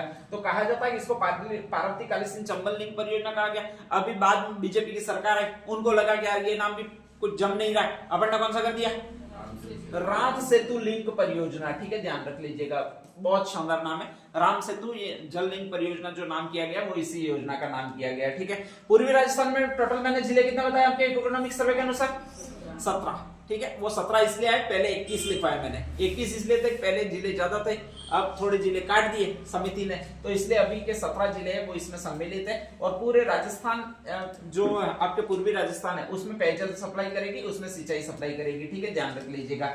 नेक्स्ट, इस पर कई सारे बांध बन रहे हैं, और उसमें से एक बांध है वो मैजा बांध है। कहां पर बनेगा भाई, आपके बूंदी में, मेज नदी बूंदी में ही है, ठीक है, ध्यान रख लीजिएगा। नेक्स्ट है डुंगरी बांध और राठौड़ बांध, ये इस नदी पर बन रहे हैं। कौन सी नदी है आपके? बनास, ठीक है, ध्यान रख लीजिएगा। तो आपके बरड़ किसान आंदोलन है, उससे याद रखना स्पेशली। ब से बनास नदी है, र से आपके ये बांध है राठौड़ बांध, और ड से आपके एक और बांध है जिसको ये बांध कहा जाता है। नाम कौन सा है आपके? डुंगरी बांध। दो बांध है स्पेशली, वो बनास नदी पर ही होंगे, ठीक है, ये कभी कभी आएगा, ध्यान रख लीजिएगा। नेक्स्ट अगला डुंगरी बांध, ये तो कोई मतलब नहीं है, ये कहां से पानी जाता है, यही है कि भाई हाँ, ये बंद बरेठा एक अभ्यारण्य है भरतपुर में, और भरतपुर में आपका पानी जाएगा वो अब इसी बांध से जाएगा, एक डुंगरी बांध से ही जाएगा, जो कि यहाँ पर बनाया गया आपके स्पेशली बनास नदी पर सवाई माधोपुर में बनाया जा रहा है, ठीक है, ध्यान रख लीजिएगा। हाँ, बनास नदी पर जितने भी लगभग बांध बनाए गए वो सवाई माधोपुर में ही है, वो पहले से ज्योग्राफी पढ़ाऊंगा तब उसका लोकेशन वगैरह मैं बता दूंगा, ठीक है, ध्यान रख लीजिएगा। तो इस पूरे चीज में इतना इंपॉर्टेंट है। हाँ, दो तीन चीजें और है, ये जो भी नदियां निकल रही है वो सारी मध्य प्रदेश से निकल रही है, सारी बह रही है वो आपके राजस्थान में बह रही है, तो स्पेशली ये इसमें हिस्सा मांगेगा वो मध्य प्रदेश में मांगेगा, ठीक है। तो दो राज्यों की ये संयुक्त परियोजना होगी। एक तो कौन सा राज्य है आपके? राजस्थान। एक कौन सा राज्य होगा? मध्य प्रदेश, ठीक है, ध्यान रख लीजिएगा। जैसे ही यहाँ पर बीजेपी की सरकार आई तो केंद्र ने कहा हम इसकी फंडिंग करेंगे, ठीक है, तो ये परियोजना हो जाती है। जब केंद्र किसी भी योजना की फंडिंग करता है तो वो राष्ट्रीय परियोजना हो जाती है, तो ये परियोजना वो कहा जाता है कि राष्ट्रीय परियोजना में वर्तमान में स्वीकृत कर ली है। जब भी केंद्र फंडिंग करता है तो आपके दो अनुपात होते हैं स्पेशली, एक जो अनुपात होता है वो ये अनुपात होता है स्पेशली। कौन सा अनुपात होता है? 70-30। और एक अनुपात होता है वो ये अनुपात होता है। कौन सा अनुपात होता है? 90-10, ठीक है। केंद्र बहुत चालाक है और आपके मोदी जी तो और भी बहुत चालाक है, ध्यान रख लीजिएगा, ठीक है। वो सोचता है कि 70-30 दूं 90-10 दूं, ठीक है। 70-30 का मतलब होता है 70% केंद्र पैसा देगा, 30% राज्य पैसा देगा।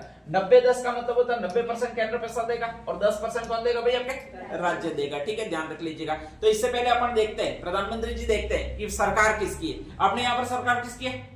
बीजेपी की। मोदी जी कौन सी सरकार के? बीजेपी के। तो थोड़ा सा भला कर ही देते हैं अपन, ठीक है, ध्यान रख लीजिएगा। ज्यादातर यही होता है कि अपन कभी कुछ बांट रहे होते हैं जहां पर सामूहिक जान वगैरह होती है और पता से बांट रहे होते हैं, और अपना बच्चा आता है तो मुट्ठी भर के दे देते हैं बाकी का आता है तो एक या दो पकड़ा देते हैं। सेम टू सेम आपके मोदी जी भी कर रहे हैं स्पेशली, ठीक है वो भी बड़े चालाक है इस मामले में। कहा जाता है कि एक्चुअल में प्रोजेक्ट के में ये राशि दी जाती है, कितनी दी जाती है? 70-30, ठीक है। लेकिन कहा जाता है कि राजस्थान वाले में बीजेपी की सरकार है तो आपको उनको दे दिया, वो कितना योजना दे दिए भाई? आपके 90-10 दे दिए। ये 90-10 है वो पूर्वी राज्य जो भी है, असम वगैरह जो स्टेट है, असम है, अरुणाचल प्रदेश है, उनके लिए। लेकिन अपन पर मेहरबानी चाहता कि अपन तो मोदी जी के बच्चे हैं स्पेशली, तो इसलिए कहा जाता है कि इसमें जो प्रोजेक्ट में आपके केंद्र राज्य पैसा दे रहा है वो 90-10 दे रहा है, बाकी 70-30 अमूमन मिलता है, ठीक है। तो ये इस स्कीम मेन इंपॉर्टेंट है कि भाई इस राजस्थान नहर प्रोजेक्ट योजना उसमें और है क्या। अगली एक और योजना जिसको ये नाम दिया जाएगा, नाम कौन सा दिया जाता है आपके? प्रधानमंत्री कृषि सिंचाई योजना, ध्यान रख लीजिएगा। अब कृषि सिंचाई योजना में कृषि सिंचाई से संबंधित आपको चीजें लानी पड़ेगी, और ये चीजें क्या क्या लानी पड़ेगी? आपको एक तो चाहिए सिंचाई के लिए, वो क्या चाहिए? पाइप चाहिए। एक और चाहिएगा वो मोटर वगैरह, ट्यूबवेल वगैरह चाहिएगा, ठीक है, ध्यान रख लीजिएगा। ऐसी चीजें चाहिएगी। तो प्रधानमंत्री जी ने सोचा कि ऐसी चीजें नहीं होती है जिसके कारण अपन खोदते ही रहते हैं एक पावड़ा लेकर, ठीक है, ध्यान रख लीजिएगा। और जैसे ही खोदते तो अगले दिन लड़ाने पहुंच जाते तो तूने मेरा हेडा खोद दिया यूं करके।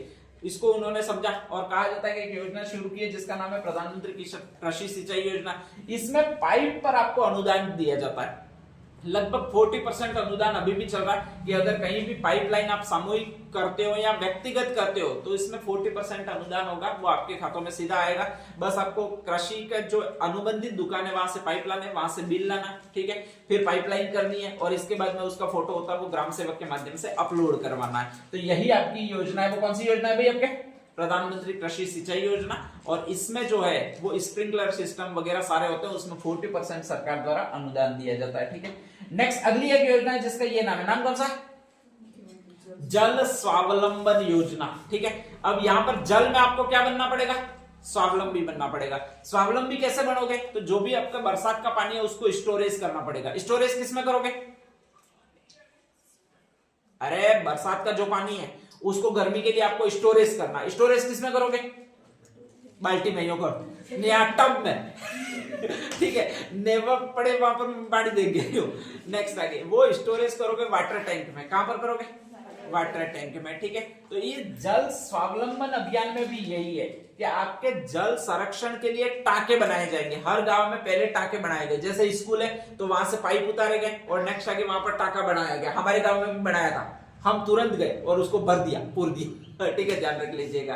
वह बेचारे बना के गए और तुरंत। तो कहा जाता है मुख्यमंत्री जल स्वावलंबन योजना स्पेशली, और इसमें कहा जाता है ये अभी का नया वर्जन चल रहा है, वो 2.0 चल रहा है। 1.0 वो पहले वाली सरकार चला के गई थी, पहले वाली बीजेपी की सरकार थी, वो वसुंधरा राजे थी, ठीक है। अब वाले जो है वो भजन लाल जी है, और उन्होंने नया वर्जन चलाया, उसका नाम कौन सा भाई आपके 2.0 2024 में ये शुरू किया गया आपके। और इसमें कहा गया कि आगामी 4 वर्षों में हम कितने हजार गांवों में ये टाके बनाएंगे, 20,000 गांवों में, ठीक है, ध्यान रख लीजिएगा। तो 4 वर्षों में 20,000 गांव है। अब 4 से कितने का गुणा करोगे 20 आएंगे आपके, 5 का गुणा करोगे। तो यहां पर एक शब्द और लिखा है, क्या लिखा है भाई आपके 5 लाख जल टाके हम बनाएंगे, ठीक है। ये इसका टारगेट है। कितने सालों का टारगेट है, 4 सालों का टारगेट है। कितने गांव है, 20,000 गांव है, और 4 में किसका गुणा करोगे 20 आते हैं भाई आपके 5। तो कितने टाके हम बनाएंगे भाई आपके 5 लाख टाके बनाएंगे, ठीक है, ध्यान रख लीजिएगा। ये टारगेट है। जहां जहां पर भी ये पंचायत भवन है, जहां पर भी घर बड़े हैं, ठीक है, 1000 स्क्वायर फीट से ज्यादा का घर है, वहां पर सरकार सर्वे करेगी स्पेशली, और कहा जाता है 20,000 गांवों में आपके 5 लाख टाके अभी वापस बनाए जाएंगे, जिनमें जल संरक्षण किया जाएगा, स्पेशली पाइपलाइन डाली जाएगी और फिर पाइप को जल में पहुंचाया जाएगा, ठीक है। अब नेक्स्ट आगे, जैसे ही छत से पानी आएगा तो वो गंदा आएगा, तो उसमें क्या करना है, स्पेशली कुछ नहीं करना है आपको, पोटेशियम परमैंगनेट या फिर उसको कहते हो लाल दवा, क्या कहते हैं, लाल दवा लाकर उसमें डाल देनी है। लाल दवा जितना भी कचरा होता है उसको संग्रहित करती है, इकट्ठा करती है, और इसको क्या कर देती है भाई आपके नीचे बिठा देती है, ठीक है। और बाकी जो पानी रह जाएगा वो 100% शुद्ध होगा, बैक्टीरिया सारे मर जाएंगे। जो आपके जल में कचरा जितना है उतना सारा नीचे बैठ जाएगा। उसमें उसकी एक विशेषता होती है, जैसे संगठन में आपके ये सोडियम आयोडाइड वगैरह होता है, स्पेशली उसको आपके स्पेशली कृत्रिम वर्षा में काम में लेते हैं। जैसे ही उसके कण जाते हैं तो उससे बूंदे जम जाती है सारी। ऐसे कैसे इसमें भी होता है कि जितना भी कचरा होता है वो पूरा जम जाता है उसके कणों के आसपास, और इसके बाद वो कठोर हो जाता है, और इसके बाद में वो नीचे बैठ जाता है, ठीक है, ध्यान रख लीजिएगा। तो पोटेशियम परमैंगनेट इसी विधि से आपके शुद्ध करती है, और ये जो किया जाएगा वो इसमें किया जाएगा। बस बाकी तो क्या है, इसमें जल संरक्षण किया जाएगा। नेक्स्ट आगे परंपरागत पेयजल उपलब्ध करवाया जाएगा, ये वृक्षारोपण किया जाएगा। ये इसमें कोई बड़ी बातें नहीं है, ध्यान रख लीजिएगा। तो ये आपके स्पेशली ये सेकेंड अभियान है आपके, अच्छा अभियान है। हाँ, नेक्स्ट आगे अगली कुछ और योजना है, और उन योजनाओं में से 3 योजनाएं और आती है। एक है राजस्थान जल क्षेत्र आजीविका सुधार योजना, एक है मरु क्षेत्र के लिए राजस्थान जल क्षेत्र या नहरी क्षेत्र, इसमें लिखा हुआ है नहरी क्षेत्र पुनर्गठन योजना, ध्यान रख लीजिएगा। और एक और है वो बांध पुनर्वास और सुधार योजना। 3 जल संरक्षण से ही संबंधित है। सबसे पहला नाम एक ये मिलता है, नाम कौन सा मिलता है भाई आपके आजीविका, ठीक है, ध्यान रख लीजिएगा। और आजीविका इस तरह से लिखते हैं, ये इस तरह से मैंने आजीविका लिखा। इसमें कहा जाता है कि मैं ये काट दूं और ये काट दूं, 2 शब्द आपके और बन जाएंगे, और वो 2 शब्द और बन जाएंगे, वो ये बन जाएंगे, क्या बन जाएंगे, जीका। इस जीका की अगर फुल फॉर्म में निकालो तो जापान इंटरनेशनल कोऑपरेटिव एजेंसी ये नाम है, ठीक है, ध्यान रख लीजिएगा। मतलब ये एक देश की होगी, कौन से देश की होगी, जापान, ठीक है, ध्यान रख लीजिएगा। तो जापान की एक संस्था है जिसका नाम है जीका, और जीका हर उस फील्ड में मदद करेगा जिसमें आपके एक शब्द लगा है। कौन सा शब्द लगा है भाई आपके आजीविका शब्द लगा है, ठीक है। तो कोई भी योजना है जिसमें आजीविका शब्द लगा है तो वो आपके जापान की जीका से ही संबंधित है, ध्यान रख लीजिएगा। तो राजस्थान जल क्षेत्र आजीविका सुधार परियोजना कौन से देश द्वारा सहायता प्राप्त है, अगर ये कभी भी पूछा जाए तो कौन सा देश बताया मैंने, जापान, जीका वाला, ठीक है, ध्यान रख लीजिएगा। सेकंड लिखा है राजस्थान जल क्षेत्र पुनर्संगठन या नहरी क्षेत्र पुनर्संगठन योजना, क्या है, तो न से यहां पर कहा जाता है एक और नाम आएगा, और वो आएगा एनडीबी। इसका फुल फॉर्म है न्यू डेवलपमेंट बैंक, ठीक है। शंघाई में इसका मुख्यालय, चीन में है स्पेशली, और वो सहायता प्रदान करता है। तो जहां जहां पर भी नहर है वहां पर आपके वापस नहरों को सही करने के लिए एक संगठन आपके सहायता प्रदान करता है, जिसको कहा जाता है एनडीबी। इसमें वित्तीय की व्यवस्था करेगा वो एनडीबी करेगा। बांध पुनर्वास, बांध में कहा जाता है कि बा यू पढ़ते हैं अपन, कोई इसको व यू भी पढ़ लेते हैं, ठीक है। और इससे एक और बैंक आती है जिसको आपके बैंक कहा जाता है, नाम कौन सा भाई आपके, विश्व बैंक। तो बांध पुनर्विश्वास में जो सहायता कर रहा है वो विश्व बैंक सहायता कर रहा है। तो ऐसी 3 संस्थाएं जो आपको अलग अलग जल क्षेत्रों में सहायता कर रही है। आजीविका में कौन सहायता कर रहा था, जीका।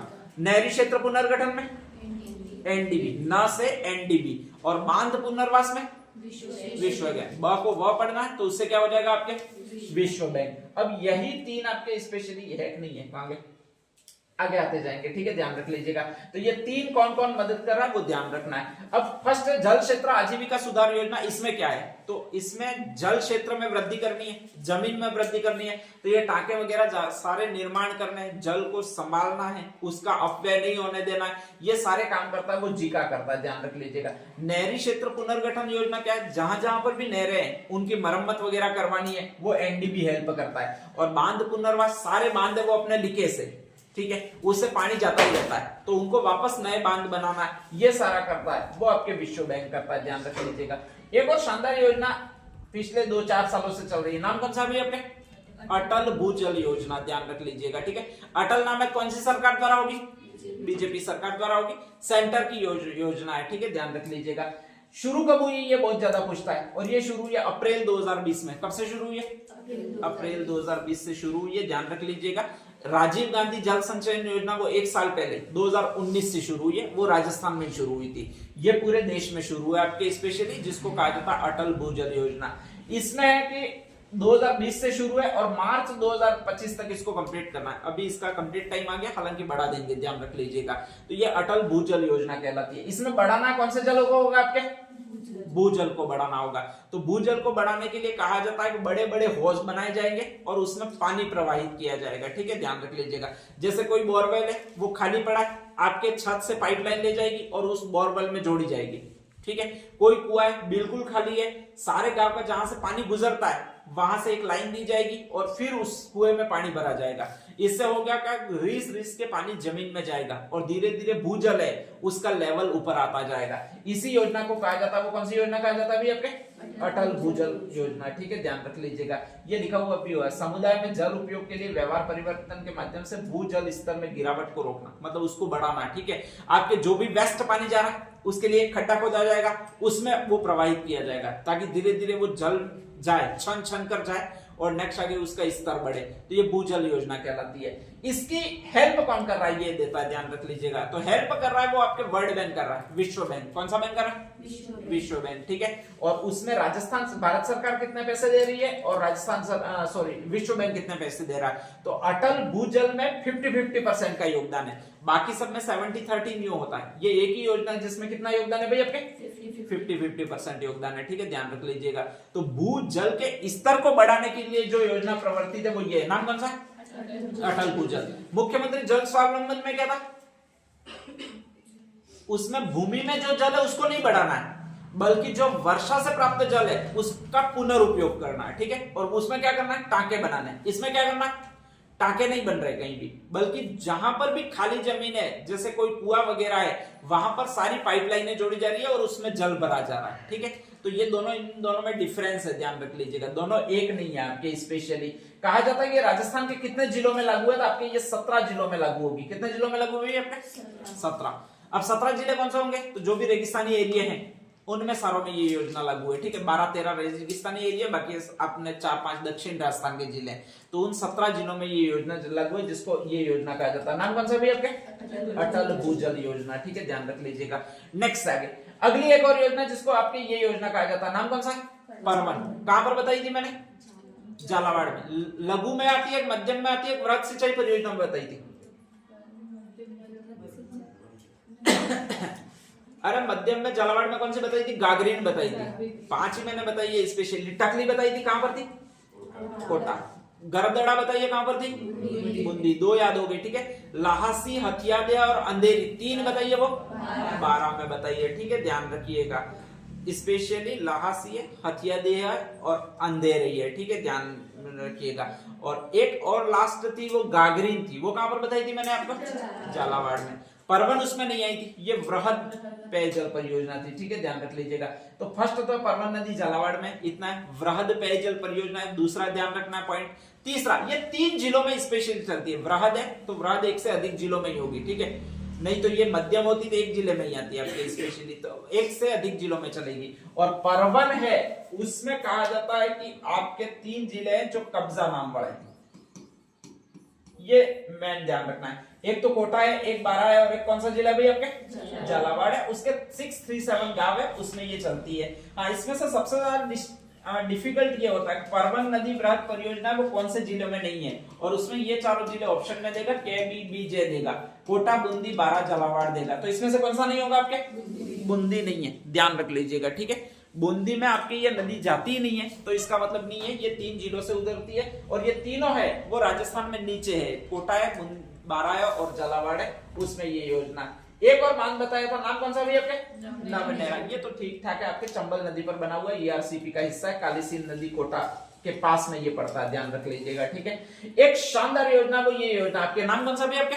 काली तीर, एक नदी है स्पेशली, ठीक है, और उस पर स्पेशली बना हुआ है वो काली तीर नदी परियोजना का बांध बना हुआ है, और ये जो बांध है वो पेयजल आपूर्ति करता है। कहां पर है ये साला इसने लिखा नहीं है, तो मैं यहाँ पर लिख देता हूँ स्पेशली। कहां पर है भाई आपके? धौलपुर में। ये 100% पूछेगा काली तीर लिफ्ट परियोजना कहां पर है, ठीक है, ध्यान रख लीजिएगा। तो वो धौलपुर, अच्छा यहाँ पर लिखा हुआ है, सॉरी, धौलपुर में लिखा हुआ है। 483 गांवों में पेयजल की सप्लाई करता है, और पार्वती बांध और रामसागर बांध से इसको पानी प्राप्त होता है, ध्यान रख लीजिएगा। तो ये काली तीर प्रोजेक्ट है, ठीक है। बाकी अपन नेक्स्ट देख लेते हैं।